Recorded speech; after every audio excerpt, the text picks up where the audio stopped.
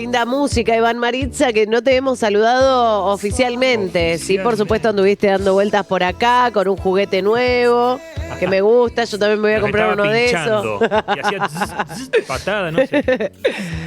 Pero está bueno, está bueno. Vamos a ir ahora a algo que me encanta y te digo la verdad, un poco de este mundo desconozco. Desconozco la profundidad de este mundo. Sí lo consumo, pero desconozco la profundidad. ¿A vos cómo te llevas? Me encanta, me encanta. De hecho, es una de las razones por las cuales lo queríamos invitar al amigo Gastón Zúñiga, que nos está acompañando, Gas, como es conocido en el mundo del humor gráfico santafesino. A mí me fascina, Beba, todo lo que es las historietas. Me gusta mucho la historieta argentina. En estas últimas semanas hemos estado haciendo mucho contenido acá en Aire, en vísperas del estreno de la serie El Eternauta. Todo el mundo está hablando de esto. Creemos que es una buena oportunidad para traer a colación estos temas, justamente para todas esas personas, toda esa generación de lectores que quizás nunca agarraron una historieta, que quizás nunca se encontraron con un personaje tan controversial, no sé si controversial es la palabra, pero tan importante, tan trascendental como fue El Eternauta. Pero más de eso en un momento. Primero, le queremos dar la bienvenida a Gas, un humorista gráfico, historietista de corazón e incipiente animador. Y incipiente, esto lo pongo en discusión, porque lo que yo vi ya da cuenta, más que incipiente, no sé, yo he trabajado con animadores que los que hiciste vos les cuesta mucho hacerlo, así que incipiente me parece que no. Trabaja como docente. Brinda talleres y capacitaciones en distintos lugares, como por ejemplo la Mantovani, UPCN, Biblioteca Pedagógica. Fue director de la Big Bang, un fanzine de historietas, y además fue organizador de la HIT, no sé si lo estoy pronunciando bien. Sí, HIT. En esta sonaba la H. Claro, evento de historietas, y ahora se encuentra filmando, forma parte del rodaje de Godzilla en Santa Fe. Ojo, más información al respecto, esto se viene a la bomba. Algo había contado también. Y un documental sobre la obra de Bianfa, un humorista gráfico santafesino, que sobre eso vamos a hablar a la brevedad. ¿Cómo estás, Gastón? Gas. Muy bien, muchas gracias, qué linda. Has contado un poco de todo el bagaje de las cosas que me gustan, que están todas relacionadas con lo que más me gusta, que es el humor. Claro. Partiendo de esa base. Bueno, partiendo entonces de esa base, iniciamos esto con una pregunta medio contundente. ¿Qué pasa con el humor gráfico actualmente en Argentina? ¿Qué pasa? Tema complicado, controversial. Sí. Y bueno, ¿Se puede hacer humor gráfico actualmente? Yo creo que sí. El humor, viste, a lo largo del tiempo, primero que tenemos una muy rica tradición de humor gráfico en toda Latinoamérica, pero en Argentina, analizando un poco la historia, una extensa trayectoria de muchos autores, de un gran, ¿cómo se puede decir?, escuelas de humor que se han heredado año tras año. Hablo de la época colonial, ¿no? La cuestión de la sátira, la cuestión de la parodia. Verdaderas tradiciones que, lamentablemente, con el menguamiento por ahí de ciertos medios que originalmente se publicaban en papel, y al desaparecer el papel, fueron menguando, fueron desapareciendo ciertas áreas. Bueno, cabe mencionar que hay muy pocos diarios en Argentina que todavía conservan la página de atrás con todos esos humoristas que uno iba y buscaba. Caricaturistas, políticos, humoristas. Bueno, eso fue, lamentablemente, fue desapareciendo, y fueron buscando otros canales, otros lugares donde insertarse. Y bueno, hoy en día, la verdad que uno, como fanático del papel, que soy yo, un nostálgico, además me da muchísima tristeza no poder encontrar una revista donde haya muchos humoristas, muchos dibujantes y distinta variedad. Pero bueno, frente a eso también hay una cuestión de, al haber falta, bueno, hay que hacer. Hay que generar, y bueno, hay mucha gente también generando cosas. Tal cual. Y armando. Hace poco, perdón, Beba, hace poco escuchaba un grupo de periodistas españoles. Los españoles también son una de las capitales de la historieta del mundo, creo yo, pero no tienen una tradición tan rica en lo que respecta al humor gráfico tradicional en medios como la prensa escrita.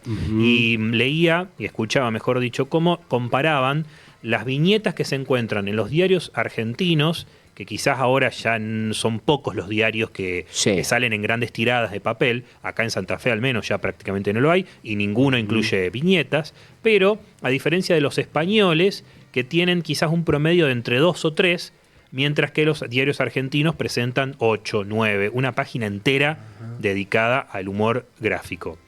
No sabía. Hay una tradición, esto marca una escuela realmente, y muy interesante lo que marcabas en un principio, muy vinculado a la sátira, el humor político, con si se quiere, los albores de la prensa gráfica en Estados Unidos, marquémoslo, con los grandes empresarios como Rudolf Hearst, por ejemplo, que vio una beta económica en que los diarios tengan estos tipos de humor, que también le servía a él como para pinchar un poco a los enemigos políticos, si se quiere. Tal cual. Siempre ligado al mercado también. La historieta, el humor, siempre fuimos ahí en paralelo, y a medida de cada avance tecnológico relacionado al mercado, estaba también este elemento que iba generando nuevas expectativas. Pero sí, también ha cambiado mucho la manera, ¿no?, de acercarse a uno desde el humor. Sí. Antes uno encontraba, en el diario buscaba ese segmento humorístico, y también una manera de ver la realidad desde una perspectiva humorística, que al irse modificando, hoy en día el humor está continuamente, no es necesario buscarlo, está en todos lados. Claro. Uno prende el internet y te mandan un meme, un coso. Entonces cambió la manera de consumir humor, ¿no? Claro.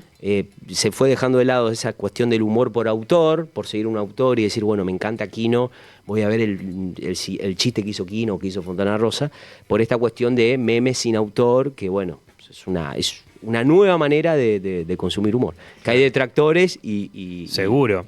Integrados. Bueno, me interesa eso, me interesa tu posición en cuanto a esto, porque el meme también banaliza mucho todo. Los odio. No, es una cuestión también memes. De nueva, claro, sí, es una cuestión de nuevo también, nuevas maneras de consumir también, no hay manera tampoco de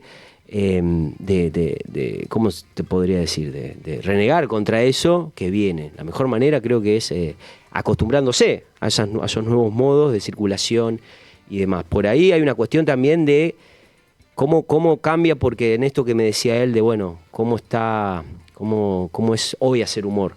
Que el humor gráfico tradicional, uno le pone la firma, le pone el sello. Por ejemplo, a mí me gusta que mi dibujo tenga mi firma, tenga mi identidad, y de alguna manera también al verlo se trasluce también mi pensamiento, mi recorte que hago de la realidad. En el meme es todo muy, muy anónimo, y yo puedo verter cualquier tipo de ideología y no pongo la firma. Es más... Claro. Más cobarde, no pone la firma, nadie firma por nada, ¿no? Pero bueno, también son las nuevas... sí, tendencias. Son las nuevas tendencias. Totalmente. ¿No? Y perdón, ¿no? Estamos mostrando algunas imágenes que se encuentran disponibles en tus redes sociales. Mi pregunta es, ya un poco más técnico quizás, vos esto primero lo planteás, digamos, tradicionalmente, lo dibujás y después lo digitalizás, ¿o cómo es ese proceso? Sí, ¿O directamente ya lo trabajás en medios digitales? Bastante tradicional, soy bastante tradicional. Teniendo en cuenta que dijiste que amante del papel. Claro, sí, yo los dibujo en fibrón, o sea, primero lo hago en lápiz, después lo paso a fibrón, con microfibra, con las letras, algunas liñitas, y después sí, lo escaneo, y al escanearlo le doy como una sombrita de unos grisecitos que le doy con el Photoshop. Claro. Pero es muy poquito lo que hago en digital, y de hecho es muy básico también. Claro. Le aplico un color para de alguna manera que no sea solamente blanco. Ajá. Pero es el único aporte que le hago digital. Claro. Pero bueno, como ahí está la muestra, ¿no? De distintos temas, voy llevando también por una cuestión que, bueno, obviamente uno está inmerso en la cultura, en lo que está pasando y en el trending topic y demás, de temas que suceden, y bueno, uno no puede mantenerse tampoco al margen. Hay ciertos temas que me convocan a hablar y otros que, bueno. Claro. Me gustaría saber también de dónde viene esta pasión en vos. Y cómo llegaste a todo esto y a desarrollarte como artista también de humor gráfico. Bueno, eso, la verdad que en el humor acá en Santa Fe siempre tuvimos una muy rica tradición. Yo siempre digo, por ahí cierto desconocimiento, ¿no? Pero uno mismo, porque por ejemplo yo hablo y de esta revista no he leído, no he tenido la suerte de leer una. En un momento determinado en la Argentina, más o menos años 70, había 3 revistas de humor, 3 grandes revistas de humor, que manejaban todo el panorama, sea político, social. La gente las compraba para enterarse y para divertirse, y que era el Humor Registrado de Buenos Aires, la Humor Registrado, es verdad, sí. Se me había ido de la mente. De Cassioli, la famosa Humor, ¿no? la Hortensia en Córdoba. Sí, Hortensia, que por cierto fue el lugar de nacimiento de grandes como el Negro Fontana Rosa. Claro. Fue donde él primero publicó. Totalmente. Vos sos un fan, Hernán. Sí, sos muy de hecho, fan. voy a tirar un par de datos ahora porque estuve investigando, no ahora, sino que vengo a hacer unas investigaciones muy interesantes, pero incluso que interviene gente de acá. Pero yo estoy comiendo pochoclo escuchándolo a los dos así. Yo también. Cuando Fontana Rosa comienza en esta revista Hortensia, bueno, tan importante, ¿no? Y la tercera que ibas a decir. De Santa Fe, la Estanislao. Ajá. Que era una revista de Cacho Sorbellini, que yo de hecho vi la nota que le había hecho a Sandra, que Sandra. También, conocedora. Sí, y quería decir que Sandra es la madre de Camila, de Camidoso. Ah, mirá vos, Claro, una compañera que nuestra, trabaja acá con conductora, nosotros. conductora No acá sabía. de aire. Sí, yo me enteré después, igual. Claro, yo todavía no había entrado a trabajar acá. Una investigación que yo estaba haciendo puntualmente sobre los salones de humor santafesino. Tal cual. Es una investigación que hicimos muy interesante, un legado también, Por que supuesto. marcó un antes y un después. Quizás no se... Ella lo que contaba es que, y fíjate, volvemos a la cuestión del papel, se ha conservado tan poco de eso en papel, nunca se editó en libro, que se desconoce que en Santa Fe fue uno de los primeros semilleros de humoristas gráficos, que semillero como un lugar de encuentro. Obviamente, en Córdoba ya se producía, en Buenos Aires ya se producía, pero aún así en Santa Fe muchos desconocen que ocurrían estas actividades con mucho éxito, donde vinieron grandes como el mismísimo Alberto Breccia. Tal cual. Vino, bueno, Quino, Fontana Rosa, Fontana Quino. Rosa también, O sea, totalmente. Y uno por ahí desconoce que estas cosas pasaban en Santa Fe. Sí.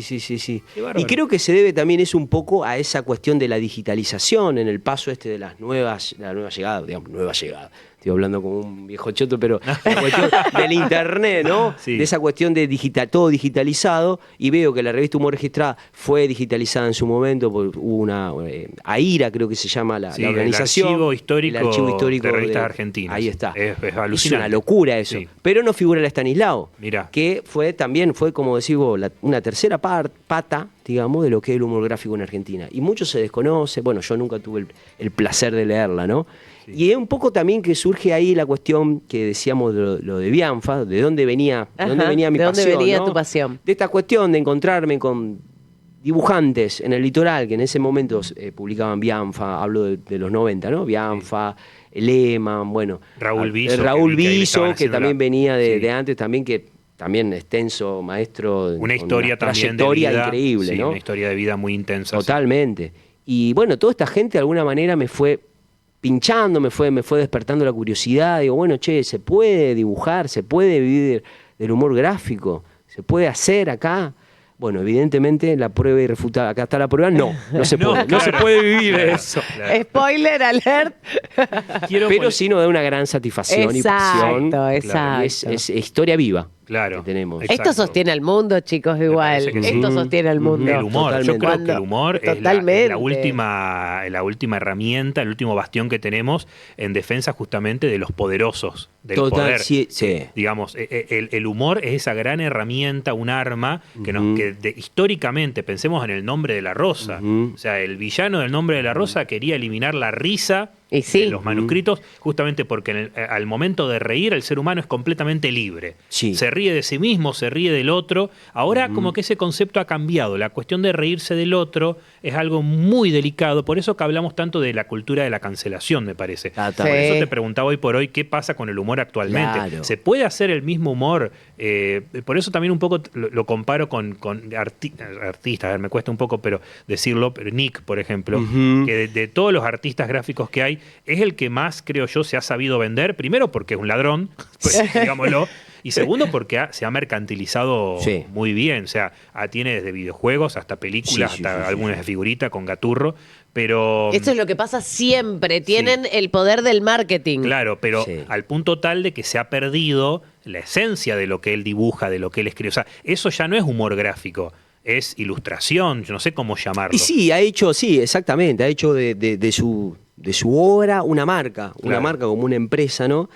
Y la cuestión que, bueno, cada uno es libre, ¿no es cierto?, de elegir. Yo creo que suficiente castigo tiene Nick, Sí, que pobre, Quino yo- le haya dicho, vos no tenés vergüenza, pibe. Sí. Ya creo que después de eso, de que el maestro te trate así, creo Sí. que no hay peor castigo que ese. Claro. Y bueno, un poco eso es lo que decís vos de cómo el humor está presente siempre como un elemento, un mecanismo de defensa ante eso que nos avasalla, ante eso que nos genera angustia. En este caso, bueno, sin ir más lejos, digamos, lo que decías vos, de cómo uno batalla frente al poder, ¿no? Claro. Pero el tema es que el poder también se avivó y también utiliza el humor para reírse de uno. Claro. Entonces hoy en día está muy difícil ese terreno de más que igual nada. que son buenos. No, claro, no son graciosos, Sí, pero sí. ¿no te parece con todos los antecedentes que nombrabas recién, tipo la revista Hortensia, agreguemos uno más, un poco más contemporáneo, o sea, posterior a la Hortensia, que fue Humor? Claro. O sea, que fue la única revista en su momento que le hizo frente a la dictadura, totalmente. Abiertamente le hizo frente a la dictadura. Sí. Bueno, Sex Humor, que es una revista también, un vástago de humor, pero medio más polémica. Pensemos también, ¿no?, en que está, creo yo, el humor gráfico en la Argentina más ligado a una cuestión contestataria y casi siempre vinculado, para mí, a una rama bastante concreta. Por eso yo creo que Nick es como uno de los pocos. Uno que salió fallado. Claro. Sí. Y ojo, que por lo que nos contaba Sandra Sorbellini, se formó acá. Sí. Él fue uno de los primeros premiados en los salones de humor santafesino. Ese es un amigo dice, el Ale Dure, precisamente, dice, le chiflamos la cancha a Messi cuando vino a Colón, Claro. y le dimos un premio a Nick. Claro. Como los peores, la carga que conllevamos, Claro. ¿no? De como castigo. Pero bueno, Nick, vamos a reconocer, tampoco perdona a la gente que estamos hablando de Nick. Hay gente que le debe gustar Pero, y está todo bien. no, pero en su trayectoria tenía cosas muy lindas. Cuando empezó a laburar, cosas hermosas que ha hecho el Arca de Noé, que era un arca donde había muchos políticos, ¿no? El tema que después, bueno, lógicamente, esta visión empresarial hizo que, bueno, siguiera ese camino, ¿no? Bueno, decisiones, ¿no? Pero bueno, un poco de lo que hablábamos de la risa y del humor. El otro día escuchaba a Mauricio Cartún decir que la risa es peligrosa. Que la risa rompe con un momento solemne también. Sí. Cualquier persona que se ríe en un momento donde, en un velorio o en un lugar donde hay que mantener la compostura, es peligroso. Hace que se rompa con toda esa estructura que hay alrededor. Por eso es tan bienvenido también leer este tipo de humor, ¿no? Y descarga tensión también. El humor es re importante porque descarga tensión y genera eso que decís vos, una cuestión de sobrellevar un determinado momento o una cuestión que sucede de otra manera.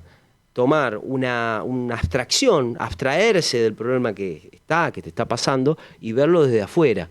Eso también es muy importante, ese ejercicio, ¿no? Claro. Porque sin eso, bueno, uno cae en un drama total. Sin ese ejercicio de distanciamiento que uno debería hacer de ciertos temas, te morís. Claro. Vos sabés que una de las cosas que contaba Sandra, perdón que sigo trayendo Sí, a colación, no, fue tan pero- gratificante. Me interesa todo lo que estás contando. Tan Hernán. gratificante fue charlar con Sandra Sorbellini, que ella era la hija de Cacho, Claro. que trabajaban para el Diario Litoral y organizaron estos primeros salones, que no se llevaron a cabo tantos, creo que fueron 4 nomás. El primero fue el más exitoso, y los trabajadores, o sea, los que formaban parte de ese salón, eran los mismos dibujantes de la página de humor gráfico del Litoral. Entonces, el salón era una forma de exponer a todos estos artistas y que tengan un lugar más allá que de la última hoja del diario para exponer. Pero algo que contaba, que me llama mucho la atención y creo que es un contrapunto con lo que estaba pasando a nivel nacional con el humor gráfico, es que el humor gráfico que se hacía en Santa Fe era más que nada un vistazo a las problemáticas municipales, locales. ¿Qué pasa en la ciudad? La luz no anda, esto está muy ligado con lo que pasa ahora, la luz no funciona, la inseguridad, la burocracia, mientras que, o al menos lo siento yo, en Buenos Aires o en el resto del país había como una mirada un poco más sobre las cuestiones políticas, una ideología más marcada. ¿Vos cómo te posicionás en esto? Un poco lo contaste ya a la hora de crear tus viñetas. Pero sí, tal cual. Yo creo que estoy más ligado a esta escuela, ¿no? Santafesina, como decís vos, de cuestiones de contar de un poco la geografía local, Claro. abordar la fauna y la flora, que por ahí no lo veía en el humor gráfico, no lo veo, ¿no? En el humor gráfico de otras provincias, ¿no? Esta cuestión muy fuerte que tuvo, volviendo al tema de Bianfa, ¿no? Pero lo pongo como ejemplo, Sí. la cuestión de la flora y fauna, de haber hecho un álbum de figuritas, que yo siempre lo nombro, siempre yo otra vez, pero de alguna manera fue para mí muy significativo, porque me mostró encarar una cuestión didáctica, por un álbum de figuritas que se regalaban en las escuelas, se vendían las figuritas y demás, con la flora y fauna de Santa Fe. Lo habían realizado Bianfa y Lehmann.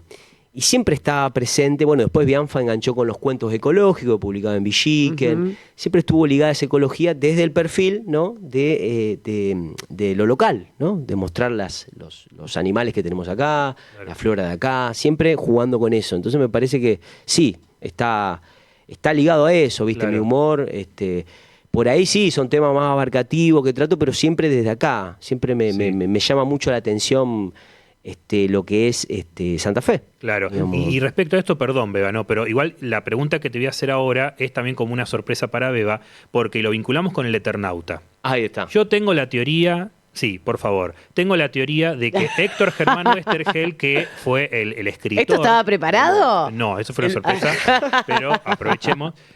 Héctor Germán Westergel, que fue el autor, el escritor del Eternauta, mucho antes de fundar la editorial Frontera, él era biólogo y divulgador científico. Yo tengo la teoría de que por esa rama, por ese estudio, esa formación suya, él desarrolla esa mirada humanista que tiene su prosa literaria y eventualmente sus guiones para historietas.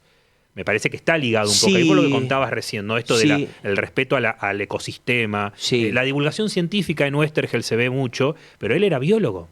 ¿Vos sabés que no sabía ese dato? Yo tampoco, no lo tenía. Ahora estoy en duda si era biólogo o geólogo. No, bueno, pero estaba... Pero estaba vinculado con pero si le interesaba mucho la divulgación científica puntualmente. Después él empieza a escribir ciencia ficción. Él se ve atravesado por problemáticas como el terror atómico. Claro. Después de la Guerra Fría. ¿Qué puede pasar si arrojan una bomba atómica en una ciudad poblada después de Hiroshima? Bueno, ese tipo de preocupaciones son los que hacen que surjan, hoy por hoy, novelas gráficas, si se puede llamar novela gráfica, al Eternauta. Yo creo que sí. Sí. De hecho, el Eternauta se adelanta y es inventada 10 años antes de que se invente la novela gráfica, ¿no? Esas cosas que suceden con términos, que bueno, generalmente la mayoría de la terminología que nosotros utilizamos, bueno, cómics, novela gráfica, vienen impuestas desde Norteamérica. Claro, folletín. Claro, el que porque sea... la Eternauta salía en formato, era emular el formato folletín. Claro, sí, tal cual. Creo que más el término novela gráfica es para enmendar un problema que tuvieron ellos, de haberle puesto cómico, a algo que no era cómico. Entonces, ¿cómo se diferencian ellos de algo que no es más infantil, sino que es adulto? Claro. El Eternauta, desde el principio, siempre fue una temática seria y adulta, ¿no? Que leían chicos y grandes, ¿no? Porque apta para todo público. Pero siempre estuvo vinculado a eso. Yo por eso te digo que sí. Y de hecho, hay discusiones sobre eso, si es la primera novela gráfica, si es tal cual. Yo creo que sí. No tenemos ese problema nosotros que le llamamos historieta a todo. Claro. No todo es historieta. Historieta infantil, historieta adulta, Hay una realidad también que el hecho de que eventualmente hacia la década de los, no me acuerdo en qué año fue, de ediciones Record, la hayan editado el Eternauta como novela gráfica, en gran parte fue lo que ayudó a que se revalorice Westergel, que estaba un poco olvidado. Recordemos que el Eternauta es del 57. Sí. Él hace la segunda parte en el 76, lo desaparece la dictadura, y después ¿qué pasa? ¿Quién lo reivindica? La posibilidad de poder leerlo en formato libro. Claro. Exacto. Eso es lo que reivindica. Claro. Me parece que ahí surge la posibilidad de... Al menos yo cuando llegó por primera vez el Eternauta a mis manos, llegó en formato de un solo libro. Sí. De una biblioteca. Dije, no, esto hay que leer. Sí. Bueno. Sí, sobre todo porque se estaba extinguiendo también esa tradición de comprar y seguir el fascículo. Claro. Que ya no se editaba en ese formato, ya no era tan redituable quizás. Tal cual. En la diferencia de lo que fue años 50, 60 en Argentina. Se nos podría ir todo el programa en esto. Sabemos que disfrutando un montón de esto. Porque el amigo Gas, además, es docente, da talleres de formación. Hablo mucho al pedo. No, si me dan, empiezo a hablar. ¿Estás diciendo que todos los docentes hacen Por favor. No, los dibujantes. Queríamos contar este taller de novela gráfica que vas a dar. Y quiero preguntarte, yo no sé si esto es un spoiler del temario del taller, lo vas a dar en la Mantovani. Exactamente. En tus palabras, obviamente, de quién más van a ser, 1 o 2 consejos para esa persona, ese artista que está buscando su voz propia en el dibujo o en el guión. Porque viste que durante mucho tiempo la historieta, al menos en Estados Unidos, es muy colaborativo. Sí. El guionista es uno, el dibujante es otro, el que pinta es otro, el que hace la portada es otro. Pero en Argentina ese trabajo siempre fueron 2 personas o uno que hace todo. Sí. ¿Qué consejo le das a esa persona que está buscando su voz? ¿Cómo trabajan? ¿Cómo trabajar para mí lo eso? primero, y lo que intento hacer yo, ¿no? Lo que intento poner en práctica cada día, que es tratar un tema que conozca uno, ¿sí? Lo que suele suceder muchas veces es que uno está continuamente fogoneado o sea, procesamos un montonazo más de información que procesaban los dibujantes de antes, ¿no? Sí. Estamos continuamente fogoneados con temas por ahí que son muy lejanos a nosotros y sentimos de alguna manera una obligación a tratar un tema determinado u otro cuando no estamos tan comprometidos con ese tema. Entonces Claro. pasa de abarcar un proyecto, no sé, por ejemplo, a mí me toca hacer una historieta de la cárcel. Y yo no tengo idea, sinceramente, no tengo idea Claro. qué es lo que está en Claro. la cárcel. No tengo idea. Podría ponerme a investigar, ¿sí? Pero debería hacer esa investigación realmente sesuda, ponerme a investigar, hacer entrevistas y demás, como han hecho grandes dibujantes. Entonces yo creo que el principal problema que veo en encarar historias y poder desarrollarlas es esa, es la frustración de no poder llevar adelante una historia porque no es demasiado abarcativa. Para mí lo mejor es empezar por algo que nos gusta, algo que lo sentimos cercano y después de ahí crecemos. Por ejemplo, yo en el caso del documental de Bianfa digo, bueno, arranco por un tipo que yo lo conozco mucho, que a mí me marcó mucho, me significó mucho, y bueno, después se abre un poco el abanico, porque va a haber entrevistas a otros dibujantes, otras cosas, pero me parece que el tema debe ser acotado. Creo que es lo principal que uno debería tener en consideración, como primer consejo. Qué buen consejo en estos tiempos donde nos abruma la información, ¿no? Y aparte, claro, es difícil. Es muy difícil poder separar y poder distinguir y decir, bueno, más para las personas neurodivergentes, que nos gusta todo, que quiero esto, Claro, que te todo al distrae mismo tiempo, el fácilmente. Aleph. Claro. Tenemos todo al mismo tiempo, todo junto. Y que, Tal claro, cual, y que tal cualquier cual. cosa te distrae. Entonces, no, el consejo es buenísimo. Y sí, y partir de eso centrarte que te en lo, gusta. en lo que te gusta. Y en el medio hay un miedo que es tangente y es real, es tangible, perdón, que es la cuestión editorial. Esto También. de pensar, alguien me va a querer publicar, porque un poco está ese deseo, ¿no? Creo que hoy por hoy lo vemos en las redes, facilitan poder Sí. compartir tus trabajos y que todo el mundo lo vea, pero como que hay un anhelo intrínseco del artista o de la persona que desea dedicarse a eso, de decir, bueno, yo quiero que mi libro se publique algún día. Sí. Entonces está ese miedo de decir, mi trabajo tengo que nivelar entre algo bien hecho y que sea lo suficientemente atractivo para que esa empresa editorial lo quiera publicar. Pero también hay una cuestión que hoy por hoy en Argentina hay editoriales muy independientes que con una buena inversión, obviamente ahí está, hay que hacer una inversión, Sí. publican, te Tal publican. cual. Eso lo vemos en convenciones, vos lo sabés muy bien a esto, ¿no? Sí, que hace. Y de hecho también hay editoriales colaborativas, no tanto trabajo Sí. así de recibo tu trabajo y lo publico, sino de, bueno, hay un concurso que sacaron que está ahora presente Grunendor Ediciones de Santa Fe y Lorna Ediciones de Paraná, que están trabajando con la cuestión de hacer una convocatoria, ¿no es cierto?, un concurso para hacer una historia sobre el túnel subfluvial. Ajá. Y ya está ahí la premisa esa que le digo, de tratar un tema que, bueno, ¿cuántas veces nosotros pasamos por el túnel, vamos y Sí. venimos para ir a laburar allá o para ir a estudiar y viceversa? Entonces ya partiendo de ese tema, y está esta cuestión que vos decís de juntarse, de generar algo, bueno, también están muchas editoriales que hacen esta cuestión de, bueno, Azul Cerulio también, que son unas autoras de Santa Fe, que convocan también para hacer sobre la fauna y la flora de acá de Santa Fe, distintas cuentos, poesías. Entonces me parece que no hay que tener tanto miedo a eso, ¿no? Como segundo consejo. No, si obvio, pedí, obvio. ¿no es cierto? O no, Si no vamos no preocuparse tanto por esa cuestión. Claro, de que, che, me van a publicar o eso.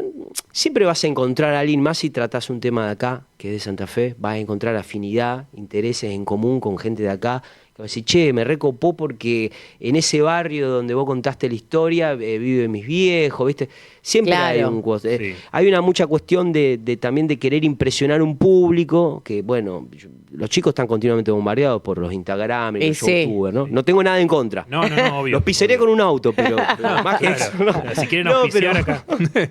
Claro. ¿Viste esa cuestión de querer impresionar a un japonés, a un español? Es difícil. Para mí, lo Sí. primero que podemos hacer nosotros es intentar impresionar o llamar la atención de un colega de acá, un compañero, un amigo de acá de Santa Fe, Claro. que es mucho más sencillo y generar un contenido de acá. Claro, Claro. Sentís que Santa Fe. igual sentís que es un poco más democrático la cuestión, como que hoy por hoy más gente tiene la posibilidad de publicar, de Sí. escribir, de dibujar y de Sí. publicar, a diferencia de antes que quizás los autores tenían como obligación casi tácita de decir, si no te formaste, si no sos grosso en lo que haces, pensemos en Alberto Breccia, que fue uno de los grandes. Él tenía estudio en pintura, por eso su estilo tan expresionista, pero pienso en eso de que se ha democratizado al punto tal de que, bueno, hay es todo muy plural.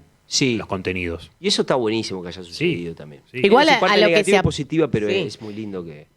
Y a lo que se apunta también es a que haya comunidad, ¿no? Claro. Que cada uno tenga su comunidad a quien seguir. Sí. O eso nos rescata tal vez también. Seguro. Eso también es cíclico, porque en su momento creo que la historieta en Argentina fue un mercado de mucho dinero y ahora como que volvió a ser algo de nicho. Claro. Porque la palabra comunidad toma más poder.